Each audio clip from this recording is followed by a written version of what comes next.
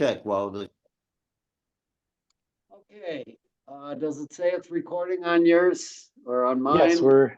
we're recording, and tonight we're going to Okay, be talking about nutritional myths and touch base on a little bit of some of the popular diets towards the end, and then next week Charlie will continue with the diet wars and talking about other diets quite a bit more. That's what we have in store tonight. Do we have any new attendees that want to introduce themselves, or I think most of the names are familiar. go ahead. You can introduce yourself, Joe. okay, if you like. So let's see, I'm still unmuted. All right. So I'm Joe Sanders, and I've kind of amazed, but not altogether happy that I have reached that age of 85, an age that I didn't ever expect to be have in my life, and I'm not sure if I want, but anyway, I'm here. And most of the people I know, and most of the doctors, not that there's that many, but doctors that I use, like a physical therapist or a chiropractor, always telling me what great shape I'm in for someone my age, but I don't always necessarily feel it. I just came in from a bike ride and doing some work outside in my garden. So and right now this is relevant to you folks, I think. Today I've started a something I've done for years periodically. It's called a master cleanse, otherwise known as the lemon juice cleanser. And I will do this for 5 days. It's just something where you take organic lemons, spiked with a little bit of cayenne pepper to fire up the cleansing, sweetened with maple syrup, the sugar, complex sugar that breaks down slowly. And I've been doing the Master Cleanse periodically since the 90s. I've lost weight on it. I've cleared up my sinuses on it. Right now, I'm doing it to try to reduce some body aches and pains. So that's enough for me, I think. Okay, well, welcome to you and congratulations on the 85. And it looks like you still have some tread on your tires to go a lot longer. So that may be cue to the rest of the class that, you know, the 80s are a time you can have fun and be out riding your bike and enjoying life still. And even into the 90s, I've had experience with people and the hundreds even. So, you know, the blue zones. So anybody else who wants to chime in with anything?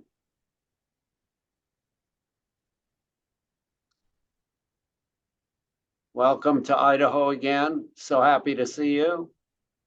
And New Hampshire is here. And, you know, it's become a national meeting night here on Tuesday night. We're having fun. Scott, carry on. All right. Let me go ahead and share my screen here. Sound optimize video. You can see my screen okay? Yep, we can see your screen just fine. Okay. Nutritional myths. Yeah, And let's talk about You're right. Okay, so I've given this talk before. Some of you, if you saw it last year, but I always try to put a couple extra spins on it. But if you're new to this, what I'm hoping you'll take away from tonight is a better appreciation for what is the most important aspects of nutrition.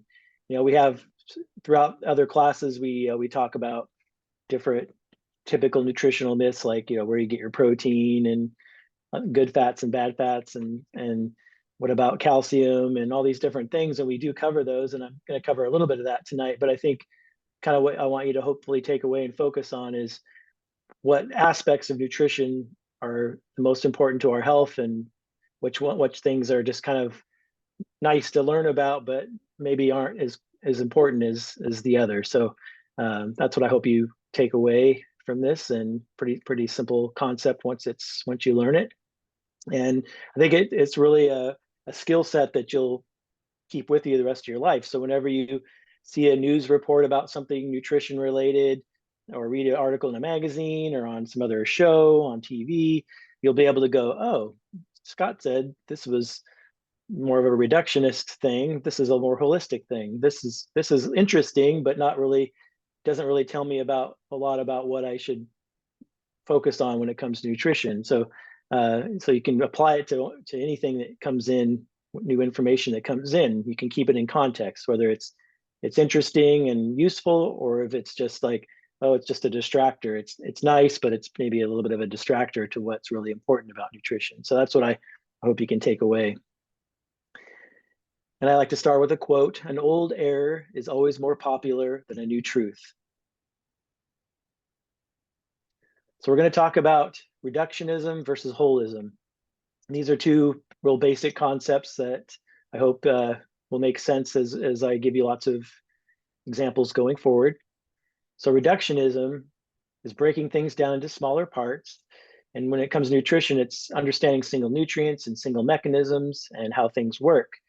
Also, in other areas of science, it's also very, very important, where things like pharmaceuticals and technology, pretty much anything that we know how it works, you know, having all the technology, having electricity, having, you know, sending satellites and rockets to the moon and things like that. All those things happen because of reductionist science, figuring out how things work, how things come together and how science works.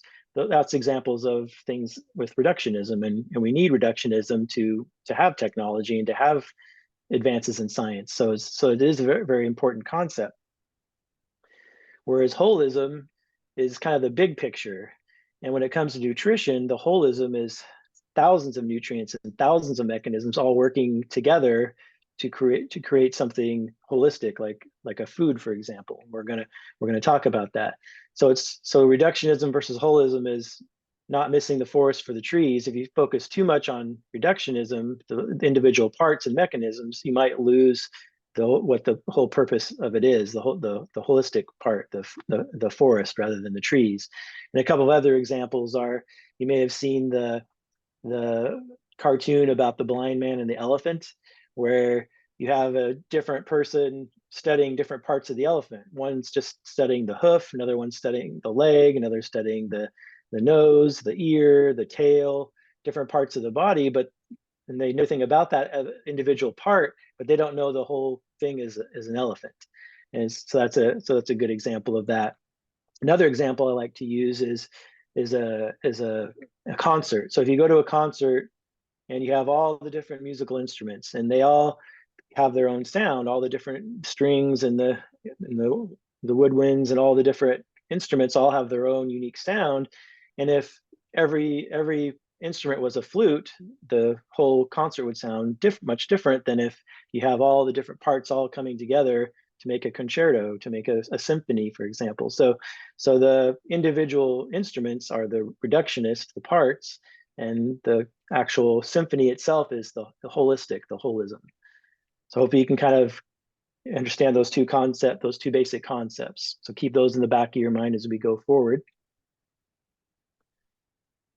So any quick questions about the difference between reductionism and holism? I'm going to focus now on the nutrition aspect of that, but does everyone kind of understand that concept? Does that make sense? You can tell me if there's any questions in the chat as we go, Charlie. Yeah, I don't see any questions in the chat yet. Okay. So we're going to be focusing on reductionism. So in nutrition, we have macronutrients and micronutrients. And so what macronutrients are protein, fats, and carbohydrates. So that's where we get our calories.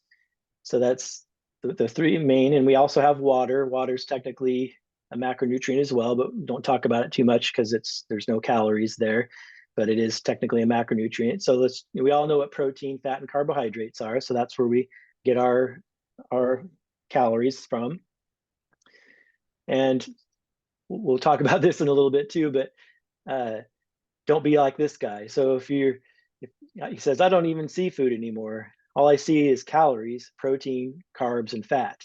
And so we're hoping to change that. And this is actually that's a meme from from the Matrix. That's Cypher, who was kind of the bad guy in the movie, but it's just kind of a funny little saying there. So don't be like this guy. We don't want to just see food. We want to see food. We don't want to just see calories, protein, carbs, and fat when we look at a food. So just a little prophetic thing here as we go. And so now we have micronutrients. So we talked about macronutrients. So we'll get into more detail on each of those in a little bit. So micronutrients are things like vitamins and minerals, phytonutrients, phytochemicals. So phyto means plant, and then nutrients. So all the plants contain things like phytonutrients, and these do not contain calories, but they're very important to good health. We all know we need vitamins and minerals, and we need the plant's phytonutrients, which is essentially the plant's immune system is what phytonutrients are, and they're very important to good health.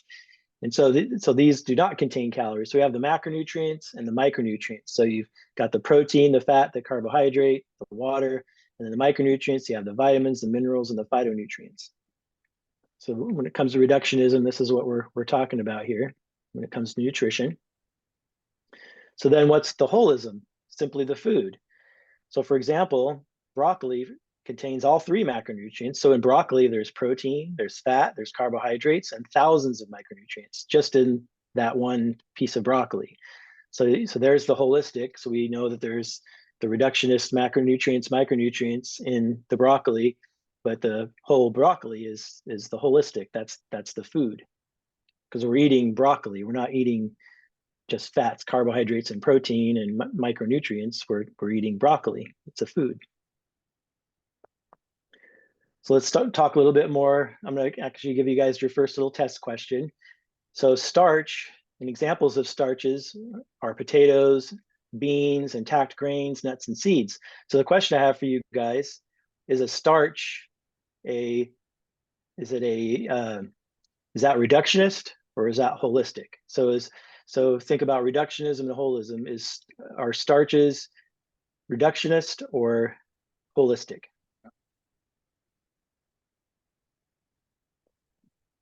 Anyone want to chime in? Reduction? No, so a starch is. Go ahead. So potatoes, beans, intact grains, nuts, and seeds. Are those foods or are those nutrients? Foods. Foods, right? So a food is holistic, right? And so So a potato would contain fat, protein, carbohydrate, micronutrients, phytonutrients, water, fiber, everything in a whole package. So that's a food. And so starches are simply storage organs for a plant. So if you look at, think of a potato, there's a plant that grows on top of the potato. So the potato is under the ground. It's storing carbohydrate, lots of energy for the plant that's growing above. Same with beans, intact grains, nuts, and seeds. So that's where all the energy is stored for the plant that it is above it or associated with it.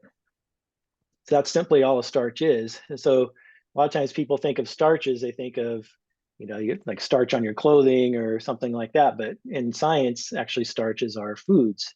And those are examples of starches: potatoes, beans. Intact grains would be like your brown rice, your oats, quinoa, bulgur, amaranth, farro, sorghum, all those ancient grains you can find at the bulk bin inside Winco, for example.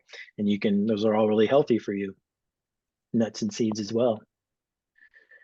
So let's talk about carbohydrate next. So now, is a carbohydrate a food or a nutrient? Another test question for you guys. Is carbohydrate a food or a nutrient? It's under the macronutrient list. Correct. Good job. Excellent.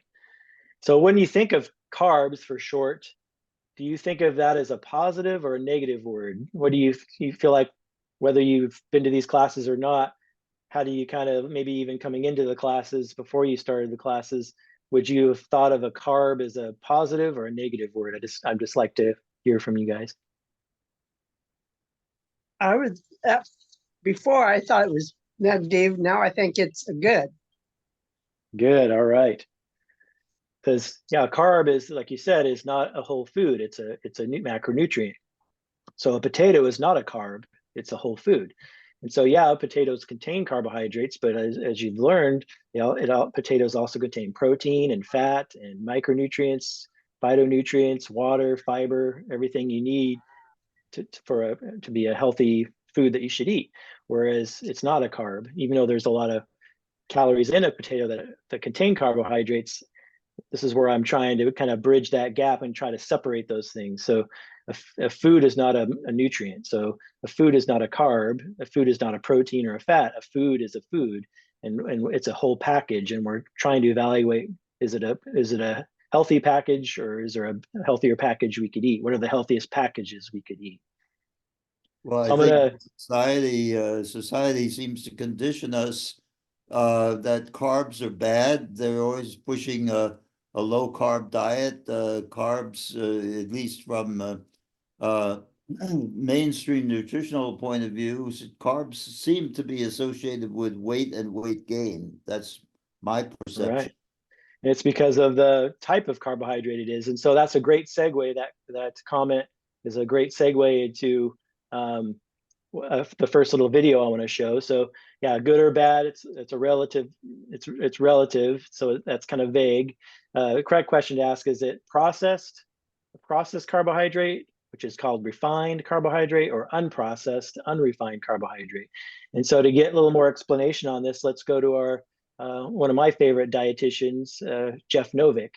And so Jeff Novick's going to tell you a little bit about carbohydrates and how to tell whether a carbohydrate is a good carbohydrate or a bad carbohydrate. So remember, he is talking about carbohydrate as it is a nutrient, but he's going to be showing you food. And so he's going to show you foods that contain the good form of carbohydrate versus the foods that contain the bad forms of carbohydrate. So let's listen to Jeff Novick here.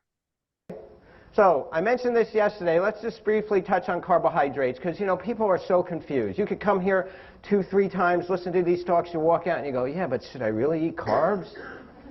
Right? Right. Well, why should you eat them? I mentioned it last night. High carbohydrate foods, if they're the right carbs, are the richest sources of vitamins, minerals, phytochemicals, microminerals, trace minerals, and energy. They're the best fuel for your body. This is why you want to eat them. Now, if you cut out foods that are high in carbs, you can lose weight because you'll cut out calories, but you're also going to mortgage your long-term health for short-term weight loss because you're going to cut out the most nutrient-rich foods. So you don't want to do it. Now, the problem is nobody really knows how to tell a good carb from a bad carb. We know there's a difference. There's good fats and bad fats. There's good carbs and bad carbs. And you hear things like glycemic index, right? And you hear things like complex and simple, right? Have you all heard that? To me, those are all way too complex. I've made it simpler. If you want to know the difference between the carbs you should eat and the carbs you might want to avoid, is this test. The carbs you should eat are unrefined, and the ones you should avoid are the refined. And unrefined carbs are very simple. You could eat them the way they grow in the garden. Make sense? So this potato, grow in the garden? Can you eat it this way, except for the fact you might cook it or peel it? So it's good for you? Okay, but what if I cut it up into sticks, put it in the deep fryer for a little bit, and... No, what did I change about it? I refined or processed it in some way, and the more I do it, the worse it gets. So this is really the simplest way. Can I eat it the way it grew in the garden, except for the fact that I might want to cook it or peel it? Very simple. You don't have to be a biochemist to get this. So, now the problem was in 1980 when they looked around the world and they looked at all the long-lived populations, they ate diets that were very high in carbs. I'm going to show you the numbers. Some were 80, 85% carbohydrates. And that's why they recommended we eat more carbs and less fat. And what they meant was that we should eat carbs like this: brown rice, oatmeal, fresh fruits, fresh vegetables, starchy vegetables, leafy greens, even potatoes. These were the foods they were hoping we would eat. They're very low in calories, very low in calorie density. They're packed with water, fiber, vitamins, and minerals. All the fresh fruits, veggies, starchy vegetables, whole grains, and legumes. But is this what Americans ate since 1980? No. This is what they ate. All these that are packed with calories, packed in calorie density, stripped of the nutrients. All the cakes, cookies, crackers, pretzels, chips, and all the rest. So what you're looking at makes up 90% of the carbohydrate intake in the United States. 90% of the carbs we eat are white flour, white sugar, white rice, white pasta. The average adult American eats 0.9 servings of whole grains a day. That's it, 0.9. So we got heavy on these, and what did we blame? Corn, grapes, right? People are afraid to eat these foods, yet they didn't cause the problem. Now, when we refine a food, three things happen, and I put them here because we're going to come back to it in a minute. The first thing that happens is you take out the water, all right? It's one of the ways you dry fruit or you, right? Second is you take out or you reduce the amount of fiber, and the third is you reduce or eliminate nutrients. The more refining and processing you do, the more this happens. So these are going to be important in a few minutes, so realize this is what refining does. Now, here's an example. What I'm showing you is 200 calories of corn. On the left is cornmeal. I know it looks like a sunny side up egg, but especially by now. But it's a cornmeal. On the right is 200 calories of corn. Now, which one do you think is better for you? The one on the right. Which do you think tastes better? The one on the right. Which do you think has more fiber, vitamins, minerals, nutrients, and everything else good for you? The one on the right. And this tastes great. How many of you love corn? We all do. Right. How many of you have ever sat down in front of the TV with a bag of cornmeal and a spoon?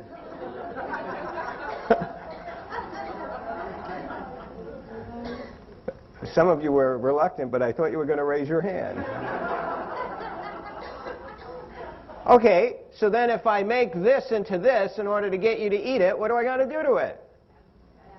I got to probably add a little oil, maybe a little salt, maybe a little sugar, make it into something. Definitely put some salt and sugar in it so you'll eat it. So for 25 years, Americans have been getting fat on this, right? And then you ask them how they got heavy, and what do they blame? Corn. Wasn't the corn. So that's carbohydrates. You got the difference? Real simple. You don't have to be a biochemist. All right. Any questions about carbohydrates and how you tell a good carbohydrate from a bad carbohydrate?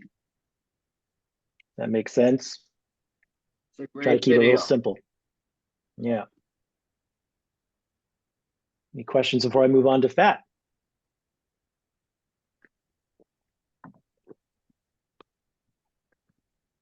All right, so is fat a nutrient or a food?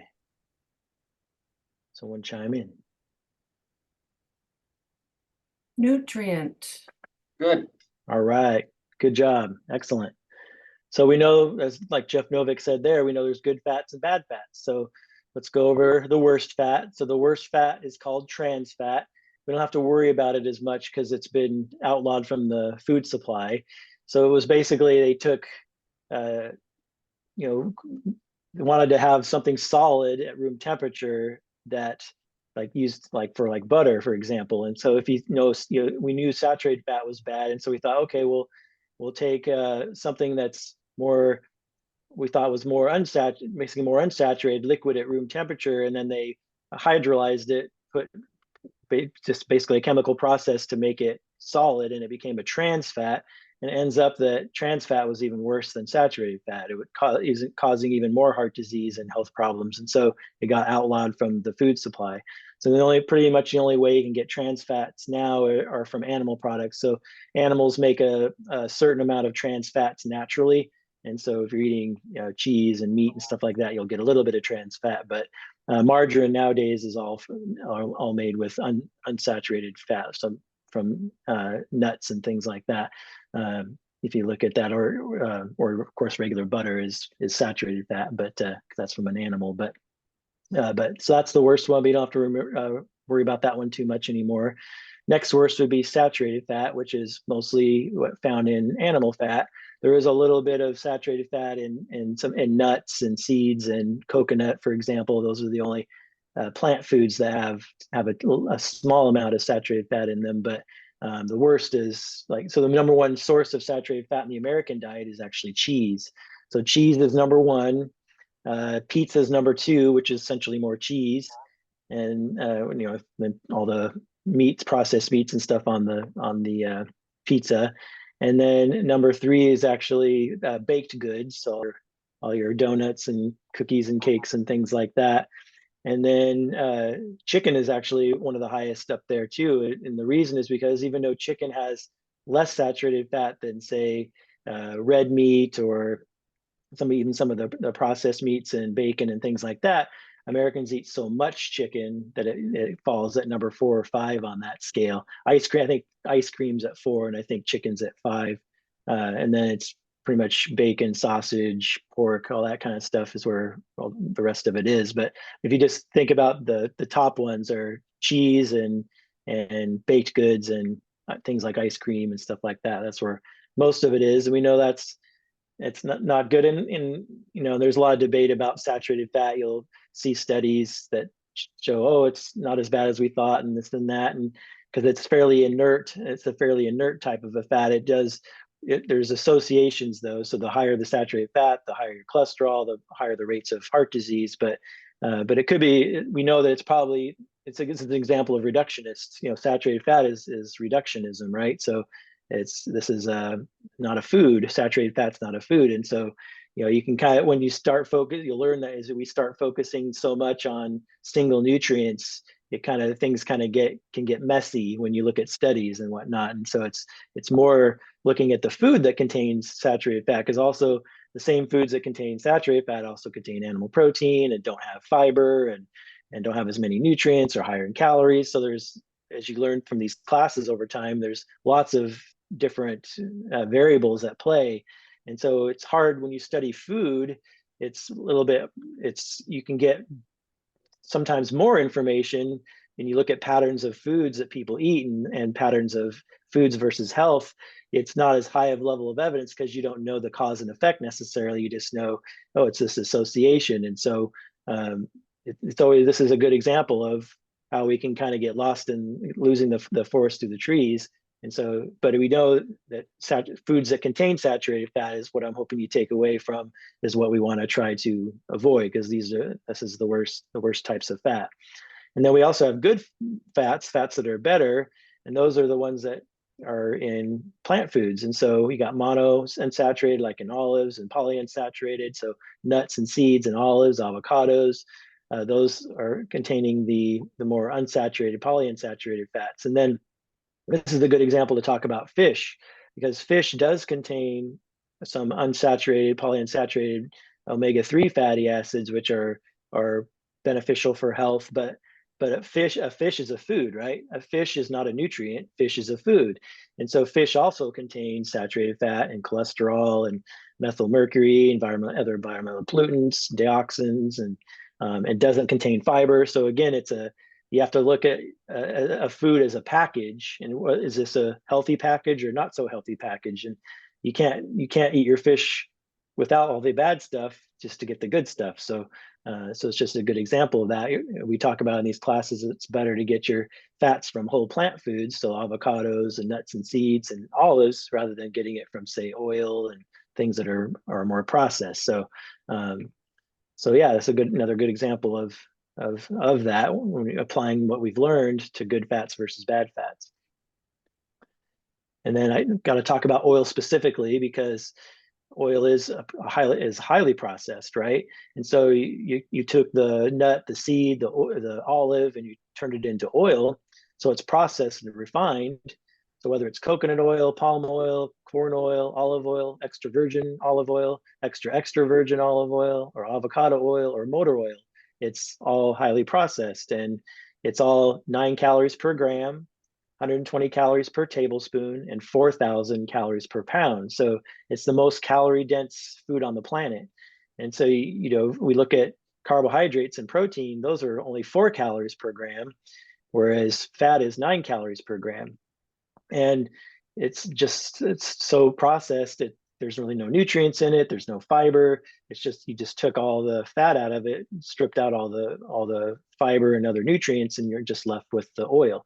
And so that's why you want to try to avoid oil as much as you can. It's impossible if you're buying anything that's a little bit processed, that's even plant-based or vegan, or if you go out to eat, there's always going to be some oil. So it's kind of difficult unless you're always eating at home, never eating out. It's hard to avoid it completely, but it's best to not cook with it, to try to avoid it as much as you can. And again, when we look at different oils, they're all the same as I write here on this slide, but there is a difference between. So you're when someone says, well, is olive oil healthy? It's like, well, it's always going to be compared to what. So if you were slathering butter and sour cream and cheese and or coconut oil even all on there, which is loaded with saturated fat, if you're using a lot of that, then putting olive oil in a dressing on a salad is a better choice. So olive oil would be a better choice than, say, coconut oil, or eating butter or cheese or bacon or sausage would be a better thing to use than those that I just mentioned. But doesn't make it healthy itself, but it's a better choice compared to those other things. So I always like to mention that, like talking about whether fish is healthy or not, well, compared to what. And so you can do the same thing with the oils, and because a lot of times, if you're putting there's a little olive oil in your dressing, but you're eating a ton of vegetables, the oil is not going to have as much damage to your body when it's taken with all those vegetables together, because kind of all the antioxidants and all the health benefits of the vegetables kind of calm down the damage that is being caused by the oil. Because you see on the bottom of this slide, it says oils injure your arteries, the endothelial cells, and that's true. But that's on the studies. That's when oil is given in isolation. So if you do what's called the brachial artery tourniquet test that Dr. Caldwell Esselstyn has done with the cardiologist at the University of Maryland, where they check different foods and even oil and see if it damages the endothelial cells by hampering the dilation of the arteries after the brachial artery tourniquet test, which is where you pump up a blood pressure cuff on your arm and then you put a ultrasound probe over the brachial artery, and after 5 minutes of it being inflated, if you deflate it, a normal person will dilate the artery about 30% to compensate for that loss of oxygen to your extremity. But when you eat sugar and processed foods and oils and cheese and all the standard American fare, it hampers the artery from dilating. So that's how they it knows it injures the endothelial cells. And but when you do a salad with a little olive oil on it, it doesn't seem to do it. But if you do even olive oil in isolation, it does it. So it's just a good example of that. Doesn't mean you should go out and try to eat more olive oil, but it's just a kind of something to keep in context. And again, if you weren't going to eat the salad at all, unless it had some oil-based dressing on it, then you're better off still eating the salad. But don't worry about that too much. But we do on the website, we do have, and there are lots of cookbooks that have oil-free salad dressings that you can do, so you can avoid the oil. Because if you're trying to lose weight, it's not going to be helpful, because again, it's 9 calories per gram and 120 calories per tablespoon. So if you guys were in the calorie density class we taught earlier in the year, a whole pound of vegetables is only 100 calories. And so there's more calories in a tablespoon of olive oil than in a whole pound of vegetables, just to kind of put it in perspective there. Scott, could you Yeah. Unmute your screen, or go back to the room for a moment?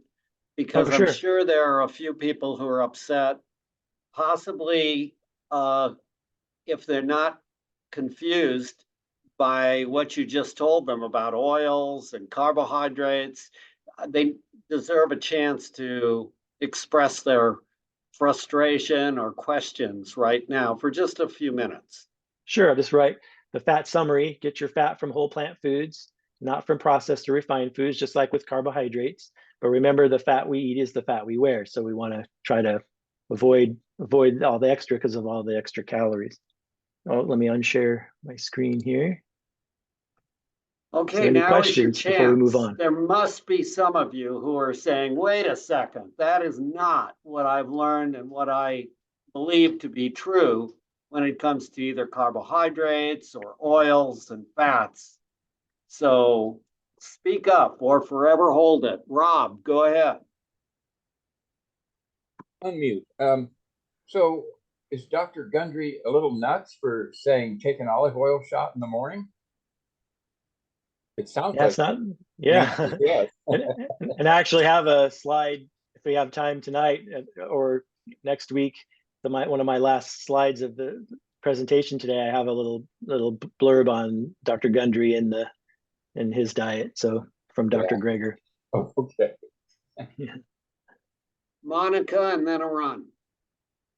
Okay, well, I guess I feel a little bit better in a way because I have been kind of cheating with using a balsamic vinaigrette with, it has olive oil in it. And also I have been eating like blue corn chips and I know they have oil in them. And I'm kind of trying to cut those out because I do want to lose a little bit more weight. And so I know that that is not. And then also the coconut, I am still like using coconut, but I'm kind of trying to wean myself off of it. And so I guess, but then I guess it's okay to have a little cheating every once in a while, like a piece of chocolate or something. If the majority of what we're eating is pretty healthy, I guess depending on where we are with our health and weight and everything. But anyway, thanks for the great presentation. Sure. Yeah, the coconut, I would say just a little bit of coconut here and there would be better than the chip or even the olive oil because coconut's a food, whereas the chip is a processed food and the oil is a processed food. So you're better off going unprocessed versus processed, for example. A run. Just for clarification for myself, is he talking about taking a shot of olive oil like whiskey shot or a COVID shot? I I don't think know. he's talking about drinking olive oil. Yeah. I don't think he's. That would be a whiskey shot, yes. Oh, wow. And as Scott says, Michael Greger has a great video about Gundry, and after you watch it, you may choose to follow someone else for your health information. Who else has some issue with oil because you're all using it in your cooking and you think you need to live with it for your life and whatever it might be, or you're just upset by the fact that you've been told all your life that carbohydrates are the enemy and you just learned that maybe they're not.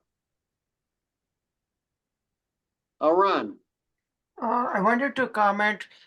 I lived in a community many years ago where they didn't believe in using any oils, but they still, for example, when they bake bread, they would put sunflower seeds in it rather than sunflower oil. Just as an example. Yeah, so using the whole food is better than using the processed food. So you get oil, you'll get enough, about 10% fats in your diet if you were just eating foods as grown in nature. You don't need to use the processed oils. There's nothing that says that that's a law of the land. It's a tradition. Right. Yeah. And then on the same length, I mean, these people, instead of having cheese, they made sunflower cheese by fermenting it. So I thought it was wonderful. And that was like 50 years ago. Well, 40 years ago. Yeah. Much smarter because nut cheeses don't have IGF-1, insulin-like growth factor 1 hormone, whereas mammal milk cheeses do. So much better idea. Yeah. Thank you. Scott, sorry to interrupt. I just No, that's had all right. to really quiz the room and give them a chance because, we get these questions over and over again about why can't we use oil and, shouldn't we be avoiding carbohydrates? Right. And so, yeah, you'll get plenty of the right carbohydrates from unprocessed plant foods. You'll get plenty of the right kind of fats from unprocessed whole plant foods. And now let's move on to protein. And I love this little short video from Dr. McDougall about protein. So let's watch this.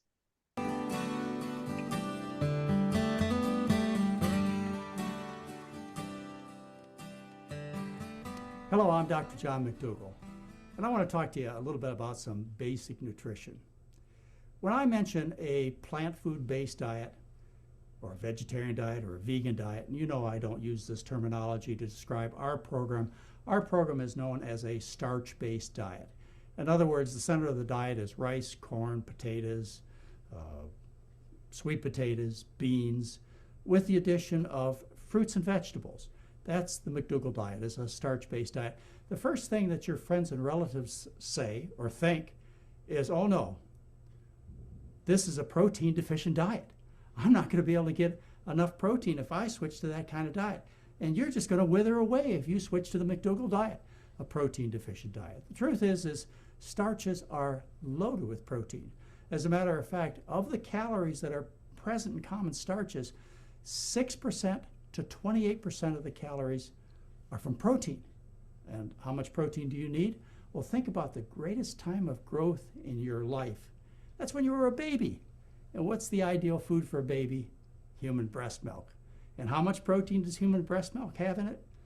5% of the calories are from protein. So we have sweet potatoes that are 6% protein. We have regular potatoes that are 11% protein. We have oatmeal that's 16% protein, and beans that are 28% protein. And by the way, those proteins are complete in all the amino acids and properly balanced, so you don't have to worry about that either. So a starch-based diet is loaded with protein. I mean, think about it for a minute. How many friends do you have who are protein deficient? No, you don't have any friends that have protein deficiency. How many friends do you have that suffer from problems of excess? Excess fat, excess calories, and really excess protein too. That's right, people have problems from too much protein. That's what's harmful. So when you tell your friends that you're going to go on a diet that's traditional, a diet of rice, corn, potatoes, a starch-based diet, start to argue with them if they counter you about the fact that this is a very sufficient diet in protein. Ask them to prove it to you. Show you the evidence that a starch-based diet is protein deficient. I can show you the evidence that a starch-based diet is very protein sufficient. In fact, visit my website. You'll find that article. It's called When Friends Ask, Where Do You Get Your Protein? I'm Dr. John McDougall. Thank you for listening.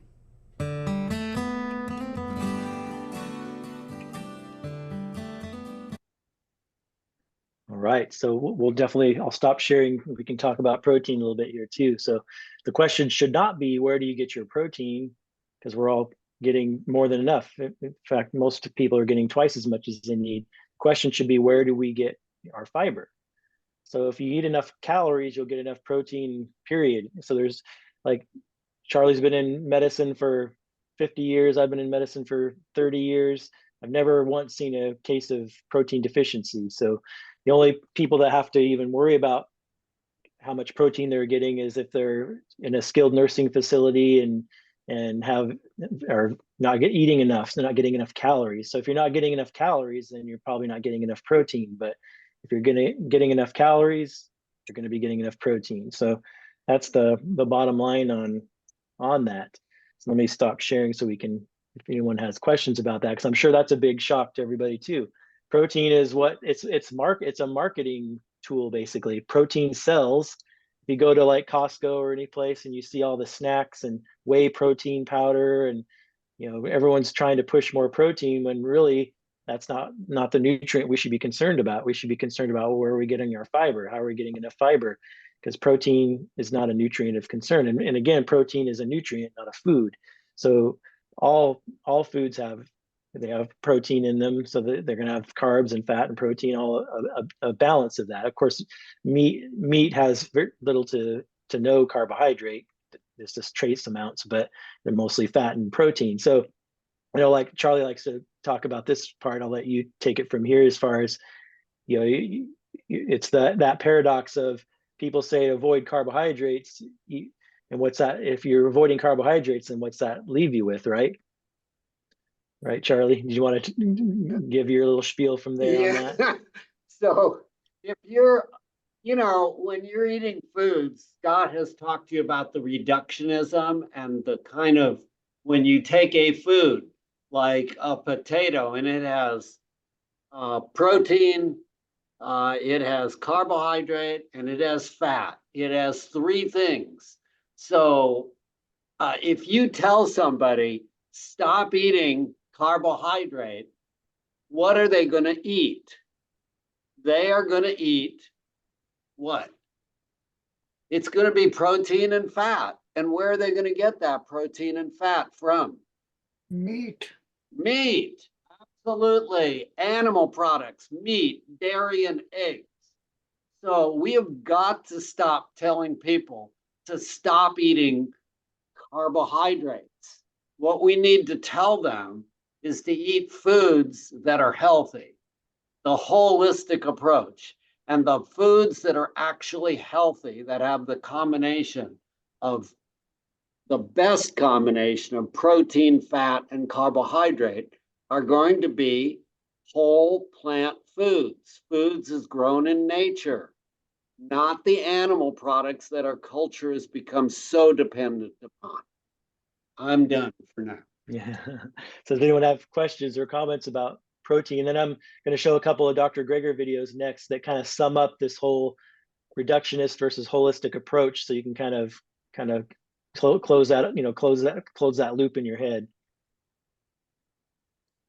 See, I missed how much oil 1 pound of veggies and how many calories. So 1 pound of oil is 4,000 calories, and 1 pound of vegetables, non-starchy vegetables anyway, it's only 100 calories. So 100 calories in a pound of vegetables, and 4,000 calories in a pound of fat, of oil. If it's all pure fat, is 4,000 calories a pound. One last question, Arun. Oh, I was just going to say, so what you're saying is meat and potato diet is not good? Or is it good because now it has carbohydrates and everything else? Well, the meat, what is it when you eat meat? Does it have any fiber? No, but potatoes do. Potatoes potatoes have do. fiber. Yeah. So what's the deficiency in the American diet, or in most of the diets around the world? It's It's fiber. fiber. So every time you eat a food that doesn't have fiber, you're filling yourself up with something else, depriving yourself of a chance to have more fiber. Remember, for every 10 grams of fiber you add to your diet, you decrease your heart attack risk by 10%, your colon cancer risk by 10%, your breast cancer risk by about 8%.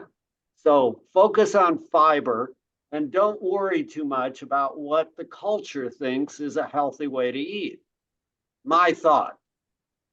Sounds good. But do you not want to add the micronutrients and vitamins, which I don't think meat and potatoes have as much as we need? Yeah, the micronutrients and vitamins from our introductory lecture, you will find are much more prominent in the plant-based foods compared to any animal-based foods. Including potatoes. Don't be afraid of potatoes. They're totally fine. Of course, the better potatoes would be, red, the little red potatoes or Yukon Gold potatoes or sweet potatoes or yams, because they have more resistant starch and fiber than, say, a white russet. So, it doesn't mean you can't eat a white russet, but if you have a choice between a white russet and red potato, Yukon Gold potato, sweet potato, yam, choose the latter, not the white russet, just because it's just superior in nutrients. All right, well, let's watch these videos from Dr. Greger here to kind of sum up what we're talking about here. Research in human nutrition over the last 40 years has led to numerous discoveries and to a comprehensive understanding of the exact mechanisms behind how food nutrients affect our bodies. However, the epidemics of diet-related chronic diseases, obesity, type 2 diabetes, osteoporosis, heart disease, stroke, cancers, dramatically increases worldwide year after year. Why hasn't all this intricate knowledge translated into improvements in public health? Maybe it has to do with our entire philosophy of nutrition called reductionism, where everything is broken down to its constituent parts, where food is reduced to a collection of single compounds with supposed single effects. The reductionist approach has traditionally been, and continues today, as the dominant approach in nutrition research. For example, did you know that mechanistically there's a chemical in ginger root that downregulated 4-ball myristate acetate-induced phosphorylation of ERK1, 2, and J and K MAP kinases? That's actually pretty cool, but not while millions of people continue to die of diet-related diseases.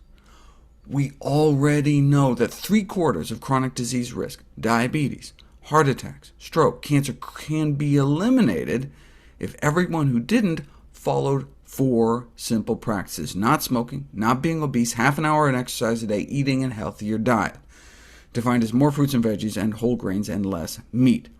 Think what that could mean in terms of the human cost. Right? We already know enough to save millions of lives, so shouldn't our efforts be spent implementing these changes before another dollar is spent figuring out whether or not some grape skin extract can lower cholesterol in zebrafish?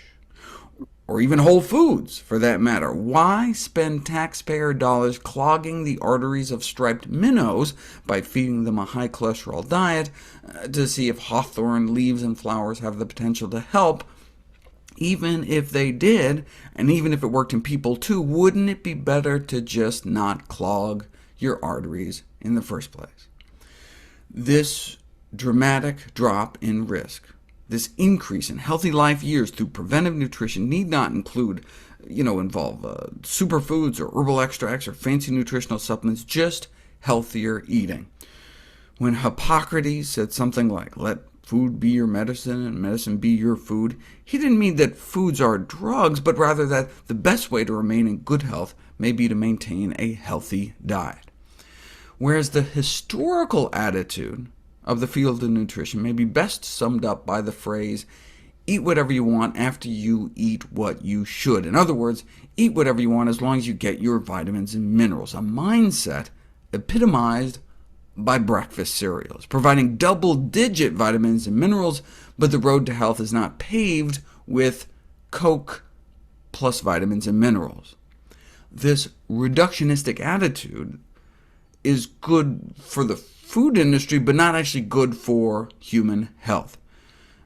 Because if food is just good for a few nutrients, then you can get away selling vitamin-fortified Twinkies. We need to shift from the concept of just getting adequate nutrition to getting optimal nutrition, not just avoiding scurvy, but promoting health and minimizing our risk of developing degenerative diseases.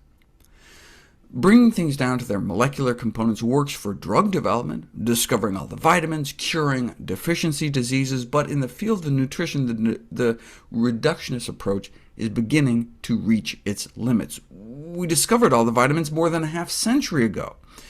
When's the last time you heard of someone coming down with scurvy, or pellagra, or kwashiorkor, or the classic deficiency syndromes?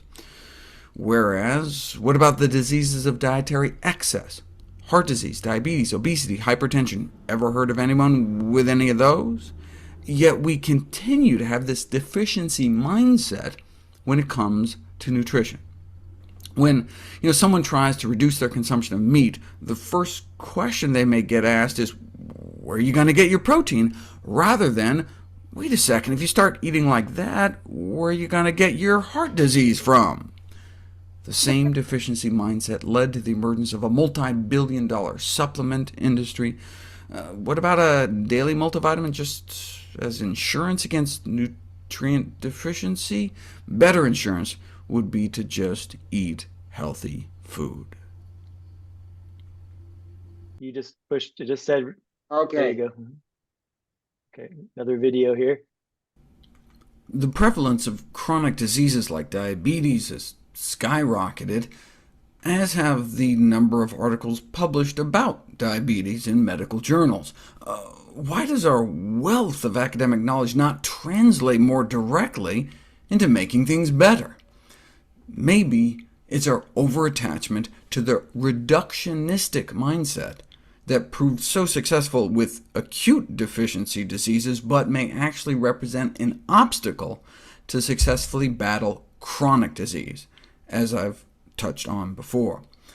Health these days seems to be reduced to a highly commercialized commodity, in which we're marketed all sorts of high-cost, high-tech tests and treatments of dubious value, with substantial risks attached, which is worrisome, because most of the things that make us healthy and keep us healthy are cheap and largely available without professional help or commercial prodding.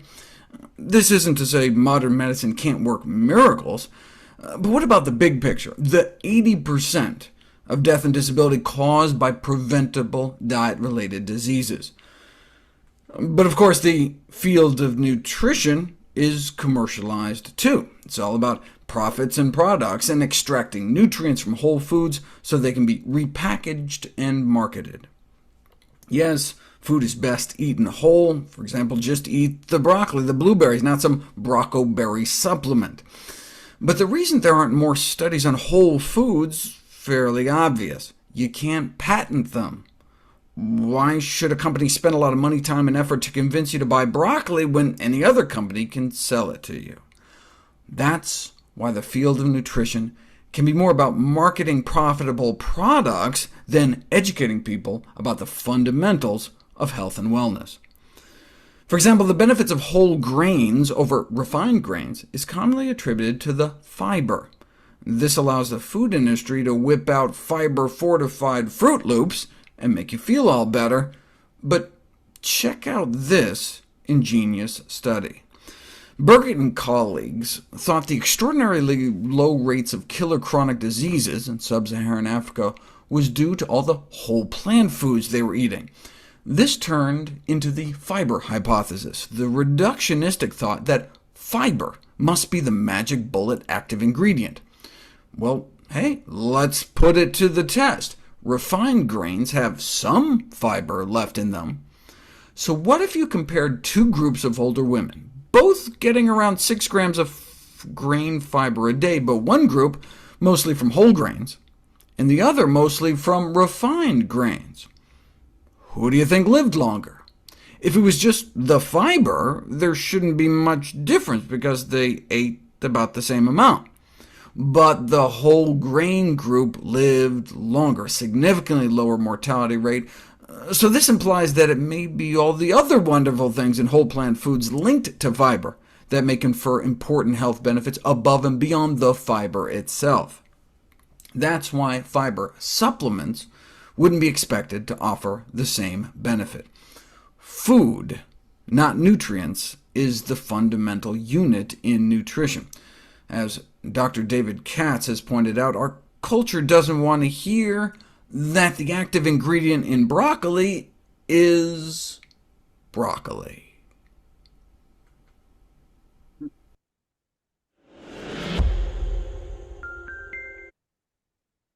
All right, let me stop sharing for a sec. Any questions, discussion about all of that? Does he travel with a security group? Say again? Does Dr. McDougall travel with a security team? The security team? Pretty hardcore heresy to the food industry. Oh, right. Yeah, he likes the attention. He's been at this since the 1970s, Dr. McDougall. He'd rather not be ignored. He's always, we know, Charlie and I both know Dr. McDougall. He doesn't pull any punches for sure. Wow. Yeah. So there's a question, are there dessert recipes with no oil and no sugar that will taste okay? I've got my grandson to eat homemade oatmeal cookies. The oil, sugar, egg is not really okay. 100% organic whole wheat and organic oats and raisins, way better than the cookies, etc. Let's see. And it goes a little further. Way better than the cookies from the store I refuse to eat. My grandson made a great fruit salad today, and we put on homemade strawberry dressing with some small amount of flax oil in it. Everyone liked it. Yeah, so there are a number of recipes of sweetness that you can incorporate into your life. There are date and nut combinations that are pretty magnificent. There are, you take frozen bananas and run them through the Onana machine, and you can get vanilla ice cream. You can add a little cocoa, and you get chocolate ice cream. You can put fruit in with it and get various flavored ice creams made from frozen bananas, of all things, which do not have any other kind of ingredients other than the whole foods. And then not adding artificial sugars in your world, fruit becomes very sweet. Like you said, he made this dessert with fruit. Fruit is a wonderful treat, but you have to kind of train your tongue and your taste buds. There are many other options if you glance through some cookbooks in which you can add some treats into your life. Anybody else? We have a lot of those cookbooks on the class website, list of cookbooks there if you're not familiar. I have a question. Yes, go ahead, Jane. I have a tendency to get fever blisters, but if I take L-lysine, which is it's not a vitamin, but I think it's an amino acid, but anyhow, Yes. I get them less frequently. So what kind of food could I eat instead of taking that pill? I take it every day, and it just makes my life wonderful. So I think it might be a deficiency in my system because I get these fever blisters if I don't take it. I Sometimes think Gregor has a video on that. Scott, have you seen it? Oh, I'm not sure. Yeah, not familiar with that supplement. I'll look it up while we're talking. okay. Thank you. So my understanding, Alice, here is that it's the arginine to lysine ratio in your diet. So I believe that walnuts are really high in arginine, and you need to balance it with the lysine to prevent the fever blisters. So you want to make sure you're not eating foods with too much arginine relative to lysine. And I know Charlie likes walnuts, but they are high in arginine, I believe. Okay, so arginine creates It's the imbalance of the arginine to the lysine. So you're eating foods with high in arginine. So look at arginine foods and make sure that you're getting enough lysine when you eat them. And so you got to eat more lysine foods. Or I think if the amino acid works as the supplement, just take it. That would be my take on it. Talk to those guys. Okay. It's fine. Yeah. We'll see if there's anything on nutrition facts, but yeah. Conceits for zinc. Are they canker sores that you have? No, they're I think it's related to the herpes virus, not the sexual, or what do you say, congenital ones, but I get them on my lips. HSP1. Just cold sores. Yeah, they're just cold sores. Herpes simplex So type 1 is the oral one. He uses tea tree oil for cold sores. You could do a search for that. Okay, I don't want to get them, because once you get them, if you let them grow, and you're putting tea tree oil in it, you'll still have them for a week or two, and they're very painful. But Could you do that? I don't know if you could do that before you get them. Yeah, I guess you'd have to put it on every day then. I think my system, for some reason, has a tendency to get them. My father got them too, and I think they're contagious because he had them on his mouth as well. But I was the only one in the family that got them at a very young child. And I know sunshine really, like I'd be in a softball tournament and I'd get really bad ones all over the top of my mouth. So that sounds like the cold sores, and yeah, the lysine does prevent it sounds like the herpes virus that affects the mouth. Yes. Yeah. And the lysine for some people, it really does make a difference. I have found that if I take it every day, I'm really good, unless I have a extremely stressful situation for like a week or two or so. That sometimes can still break through, but normally I don't have any problem. And then sometimes I get too busy and I don't take it. I forget it for 2 or 3 days and I get them right away. So I guess it's okay just to take the lysine for that. I mean, I'm so fearful of getting them because they're so painful that I do take them every day. Well, you I'd could say if it works for you at this point, it's probably not harmful for you and it's probably Yeah. reasonable.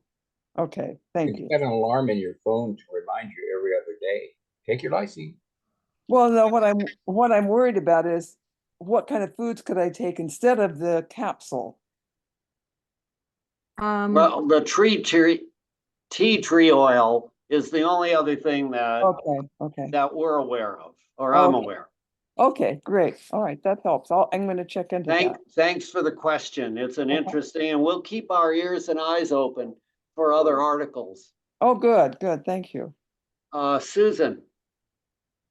Okay. Just speaking again about the whole subject of supplements. I listened to a McDougall a couple months ago, and he was very vocal about the issue about getting all your nutrients from food and vitamins, and he was very much against any kind of supplement except maybe B12 for vegans. In fact, I heard him saying, don't even. He was advising a woman, don't even take vitamin D. Don't take a vitamin D supplement. He said it's going to cause imbalances. I think he said in your body, in your body. So, he was very strong about getting it from food. But the thing about we've gotten a lot of propaganda or whatever over the years about taking a multivitamin or something. But anyway, that's what struck me about McDougall. He was very much against any kind of supplement, except maybe the B12. Any response to that? Yeah, no, the vitamin D, I'm not sure.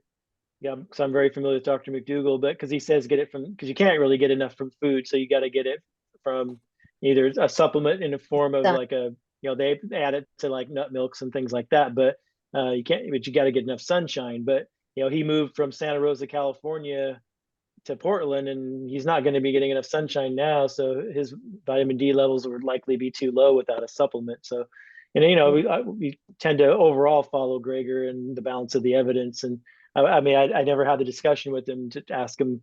I know he's written articles about vitamin D and the imbalances, and with most supplements, that is the case. It does cause imbalances, and we find out as we study supplements more, we find out more and more over the years that they can cause imbalances and can be harmful. And there's actually some supplements like vitamin E and vitamin A and some of these that can actually increase your risk for cancer. So we know that it's better to avoid supplements for the most part, but there are those few, for us, when we follow Greger and the balance of the evidence, B12 and vitamin D, because we're not getting enough sunshine. And if you're not iodine, if you're not getting enough sea vegetables and iodized salt, and there's a few things there that we probably have to pay attention to. But this is a great example of if we spend too much time focusing on these are all reductionist conversations we're having, which are great and are important. But when somebody, maybe not this group here, but if I was having this conversation with somebody that's still eating meat, cheese, eggs, dairy, oils, processed foods,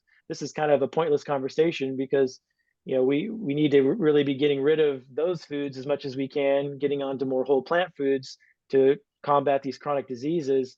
And then once we're all eating a mostly plant-based diet and getting off our medications and getting healthy, then we can afford to have conversations about certain supplements and things like that. That's my perspective on it, because of course, I'm a little bit biased because I'm a medical provider and I take care of patients all day long that are on 20 medications and are super sick, and I'm not going to have this conversation with them because they got so much work to do just to get their health back. Whereas, I'd love to be able to have patients that I could have this conversation with that are already eating a plant-based diet, and hey, what about this nutrient versus this supplement versus this? That would be great to be able to have that luxury. But yeah, I just want to keep at the theme of this class tonight. I want to make sure we do keep that perspective, keep that whole holistic approach here.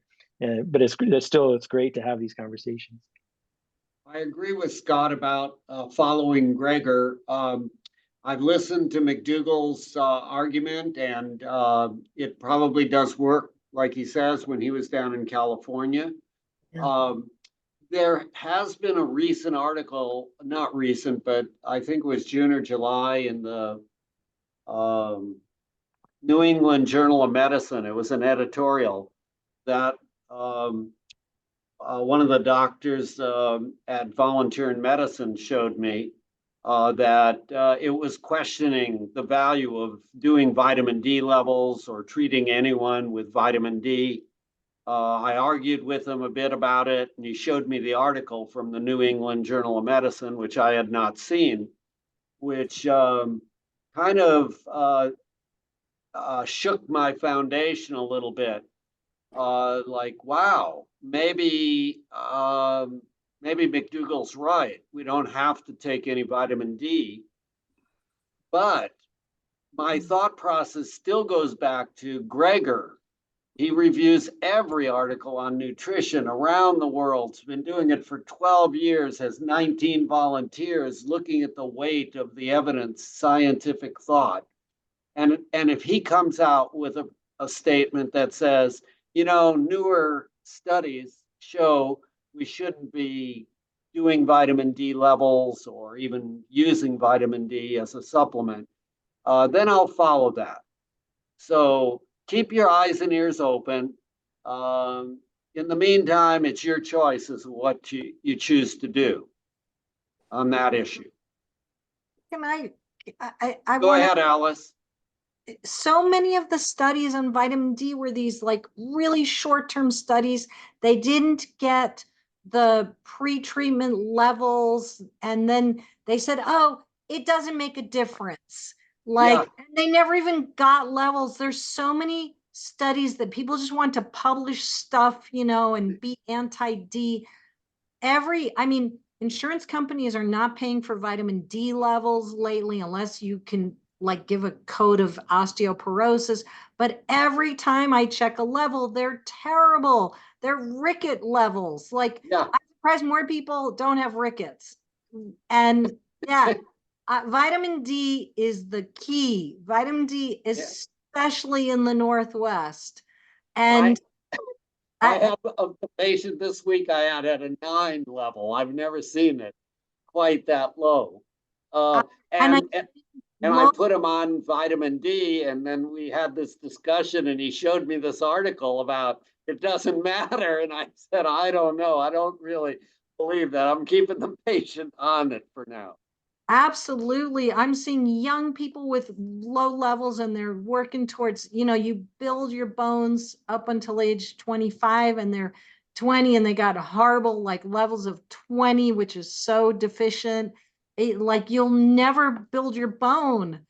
I just feel like there's so much hype about like people, no, vitamin D doesn't work. Yeah, it does. There's so much other data. And there's a guy from, I was trying to remember his name, from Boston University, who did a lot of the research. And he's got such good, anyway, yes, no, we're all deficient. And if you wear sunblock, you block even any sun exposure vitamin D that you would get by 97%. And we should all be wearing sunblock so we don't get cancer. So Yeah, I, good thoughts. Good points. Thank you for chiming in. Scott, do you have more videos before we answer any other question or any other No, I was comment? done with videos. I was just going to be going on to the other popular diets, which again, we can continue next week too. So if there are more questions, it's fine. Yeah, Okay, Joe. thank you. Regarding what you're talking about with supplements right now, I'm a big user of supplements, but the supplements that I use are not like vitamins, the common ones. I grabbed a couple here that I've been using. Transreversatol, phosphatidylserine, um,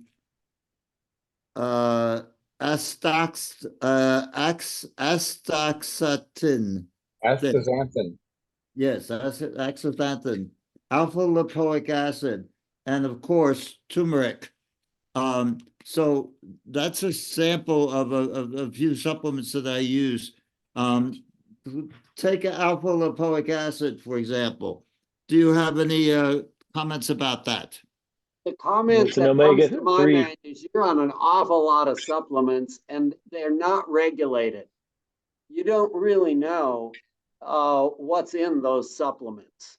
There is a label, but many of the supplements don't have what is actually on the label because no one's regulating them. No one's overlooking what the companies are selling you.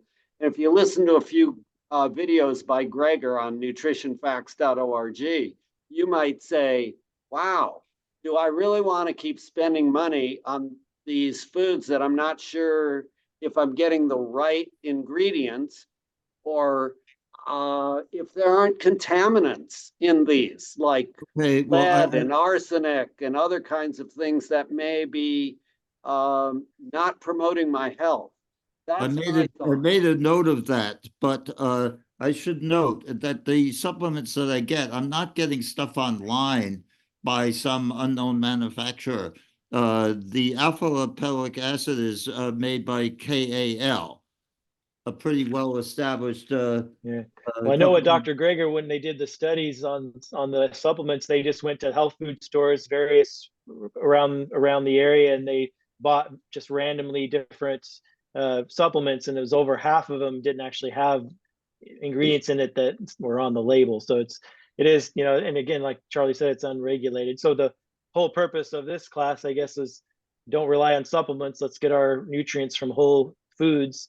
And, you know, All there are a right, few well, exceptions to that. I but- rattled off a list of several supplements, but I'll just return to one, and that is turmeric. Turmeric's great. Turmeric's a food. It's not a supplement. It's not a nutrient. It's a food. It's a root, and it's really good. So yeah, you can put it on your food as a spice at the store, or you can, if you don't like the taste of it, you can take a turmeric But the supplement. big thing about turmeric, as I understand it, is absorbability. Turmeric does not absorb very readily. If you get it with a pinch of pepper or eat it with a pinch of pepper, then it gets absorbed by, I don't know, 200 times more or whatever it It's might like be. 2,000 actually. 2,000. Yeah. It blocks an Okay. enzyme in your liver that kind of decomposes it basically. So it Yeah, blocks I've that, so heard you get that. more of it.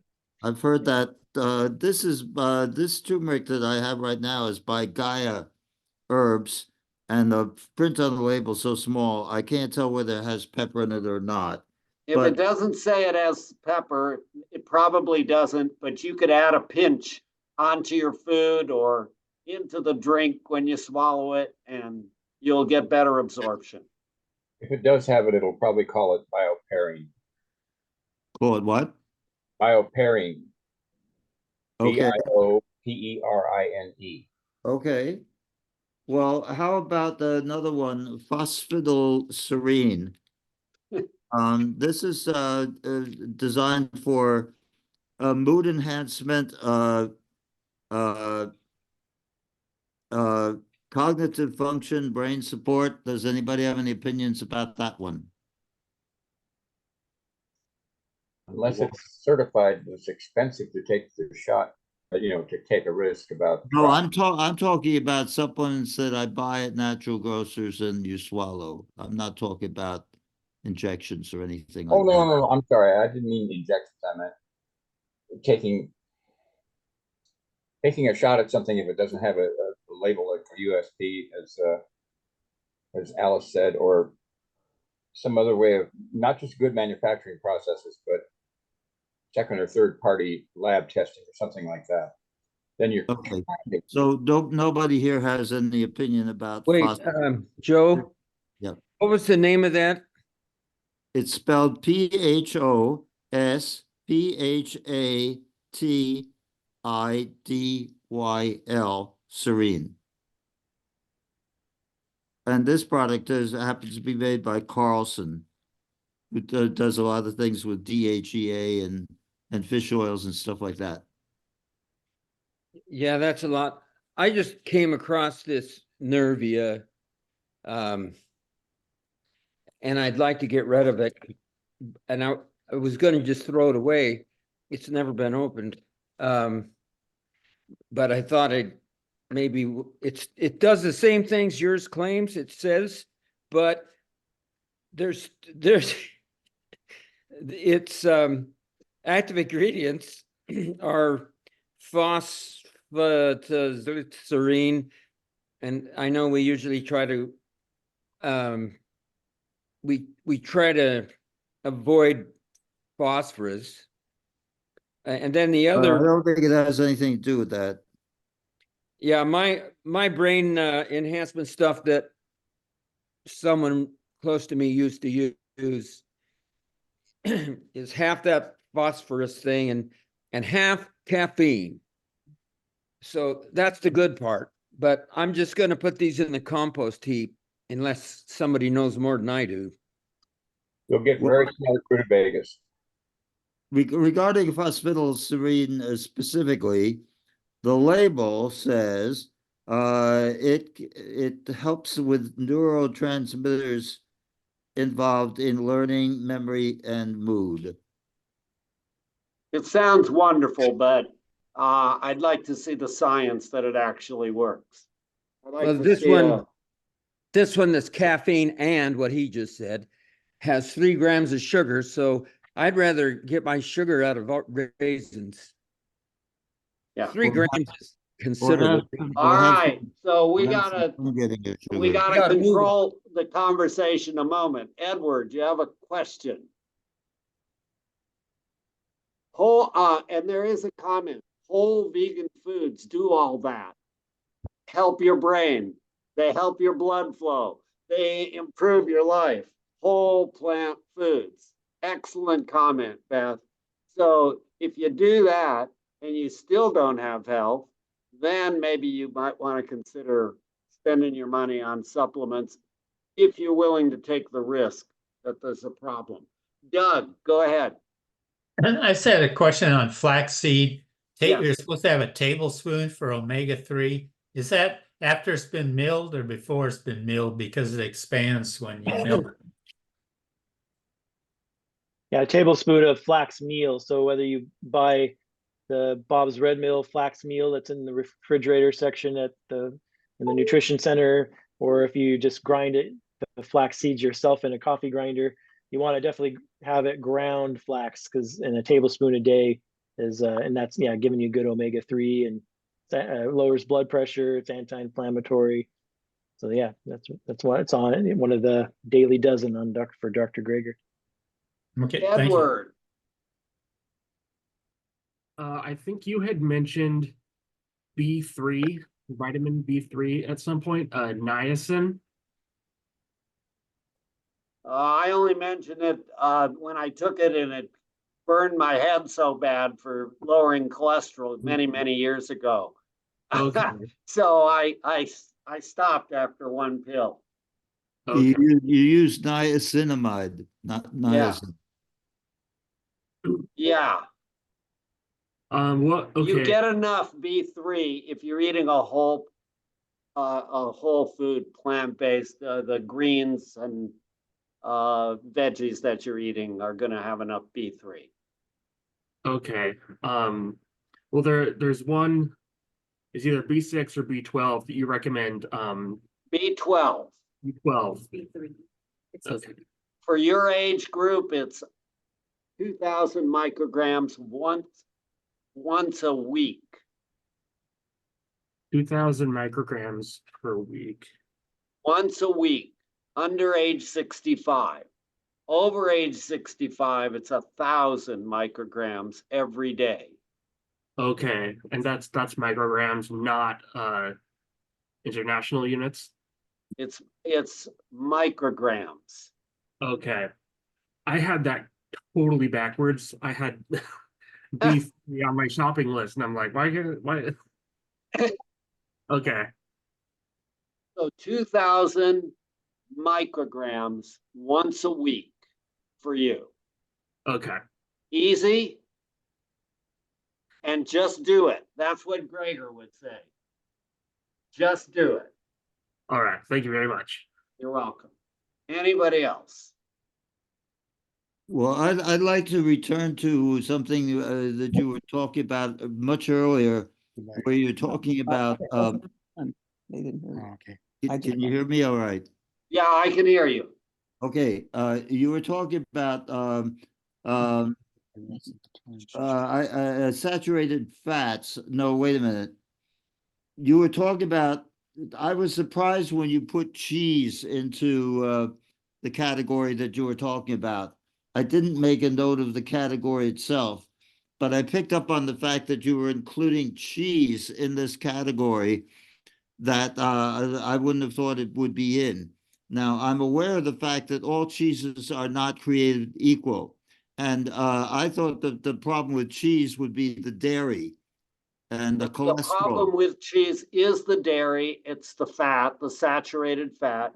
It's the IGF-1, insulin-like growth factor 1 that can promote the growth of cancer cells. It has zero fiber in cheese. Yes. So when you eat cheese, you're denying your body an opportunity to eat a food that has fiber in it. So those are my issues why I would choose not to eat cheese. Okay, well, the question I'd like to ask about cheese is very specific. We all know that all cheeses are not created equal, and some would have more cholesterol than others. I want to ask specifically about Parmesan cheese, as opposed to Monterey Jack, or as opposed to cheddar, or one of those kind of cheeses. Do you have an opinion about Parmesan cheese, particularly? I don't, because I don't eat any cheese any longer. In the old days, I used to like Parmesan cheese 12 years ago. I'd put it on spaghetti or whatever. But since I found out that it's problematic. In my mind, it's a poison because of the IGF-1 and the other kinds of issues associated with cheese. So no, I don't have an opinion. Scott, do you have an opinion on Parmesan cheese versus the other cheeses? Yeah, I'm sure there's definitely some variations between the different kinds, like if it's goat cheese and different ones, but it's all coming from an animal and it has no fiber, and it still has the IGF-1, it still has casein, and it can be very addicting. It's highly processed. It's high in salt, so it's if you ever tasted cheese without salt, it would taste terrible. And so it's just very addicting. And if you really want to know a lot of information on cheese, if that's something you're having a hard time getting rid of, read The Cheese Trap by Dr. Neil Barnard. He goes in depth on cheese, and of course a lot of it's targeted towards the dairy industry and dairy cheese, but cow's milk cheese. Well, I went off cheese for a while, and I allowed myself to go back on it when my cholesterol levels dropped dramatically. That would have been the reason why I would have been off it for a while, was high cholesterol. But with the cholesterol in the moderate range, but you still don't like any kind of, well, what are the cheese substitutes? Those things have no protein whatsoever. They're expensive, they taste like cardboard. Yeah, so Um, even the vegan cheeses are highly processed, so they're just full of oil and fat, so they're not healthy either. But you know, the only benefit would be it doesn't have you're not going to get the IGF-1, and you're not going to get as much saturated fat in the like the cashew cheeses and some of those. Of course, they're very expensive too, but it's not like those are health foods either. But yeah, and plus, if you want to have a cholesterol that people that don't have heart attacks or strokes, you want to be below 150 on your total cholesterol and below 70 on your LDL cholesterol, the bad cholesterol, and even better be below 55. Yeah, because that's what the cholesterols are of people in populations of people that we don't see any heart disease, and those are harder to find now. But in some of the Indians in the highlands of Papua New Guinea, some tribes in rural Africa, also the Tarahumara Indians in northwest Mexico, no heart disease in those populations of people, and their total cholesterols or their LDL cholesterols are down in the 50s and below. So having a normal or moderate cholesterol level in the United States is not normal. It's actually it's normal in our country, but it's normal to die of heart disease. That's the number one cause of death in this country. So yeah, we just know that trying to get rid of the processed foods, the animal products, and really focus on eating more and more whole plant foods is going in the right direction. And whether you do it 100% or not, that's all of your guys' choice. And that, you know, it's no one will ever judge anybody here. So it's just we're just trying to provide the science, provide the recommendation. The other thing that surprised me much earlier in the presentation was you're being so down on oils, and it sounded like all kinds of oils. So what about avocado oil? Do you feel that that's not a good oil? The oils I use are avocado oil and toasted sesame oil. That's the only ones. Yeah, so so while all oil is just processed, like I talked about in the talk, and if you missed that slide, you can go back. This will be recorded. You can look back at that. But yeah, and I talked about how, you know, it's always going to be relative to something else. So making a switch to olive oil or avocado oil from butter or coconut oil would be a improvement, but it's still a processed food, so you're better off without the oil in general. But again, I get oil because, you know, I go out to eat now and again, and so there's going to be oil in even the vegan plant-based foods that I eat. So even Well, I I'm don't avoid a oil big 100%. salad eater. I'm a big salad eater, and I don't use commercial salad dressings. I use oil and vinegar, and that means olive oil. So, I mean, if you're saying all these oils are bad, what do you do about a salad dressing? Or you just Yeah, don't use so one? You don't there use are dressings that are oil free, and even on the class website, I have a whole list of oil free salad dressings, and a lot of the cookbooks have oil free salad dressing recipes and stuff. So it's possible, but to avoid it at home is much easier. But yeah, eating out, if you're going to eat out, it's impossible Okay, sometimes to avoid I'm it making 100%. notes. I'll look up oil-free salad dressing. Yeah, Right. so the salad dressing that my wife and I use is balsamic vinegar, and it comes in different flavors. Oh, And we yes. just don't add the oil, but it still is a dressing, and we like it. We learn to like it. Our tongue the taste buds change over time if you're not bombarding your tongue with oil all the time. Interesting. Okay, last question from Marcia. Yeah, we need to get going. Yeah, we're past time. Last question. Scott, you might tell them the one that you use is got what, balsamic, 3 balsamic, 3 mustard, or maple syrup? Yeah, I use it's called 3-2-1. So 3 parts balsamic vinegar, 2 parts mustard, and 1 part maple syrup. But you can do it without the maple syrup if you're trying to avoid the extra calories from sugar. But yeah, so that's called 3-2-1, and that's what I use. But you can use just straight balsamic vinegar. A lot of people will just do fruit, like you can throw in some of those little clementines or mango, and that kind of makes it moist. Blueberries, things like that. You can add to a salad and don't even need dressing. Or if you are going to be at a restaurant and they don't have any oil-free dressings, you could also be what people call a fork dipper. So you don't dump it all over your salad. You just dip your fork in the dressing and then stab into your salad, and then you're hardly getting any at all there by the time you're done. Scott, that was great. Thank you for the presentation. It was a lot of food for thought, so to speak.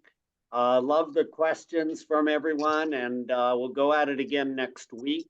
And if you want to start out, you can do what you were going to do, or I can incorporate it, whatever, as far as the Gundry stuff is concerned. And thank you, everybody. Thank you for the class. Thank you. It's really Yeah, good. we loved having you all here.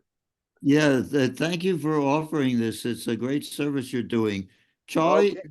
would you be able to stay on after class for just a minute or two? I had one specific question. Thank you.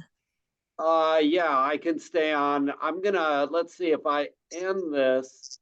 Well, I'm gonna stop the recording right now.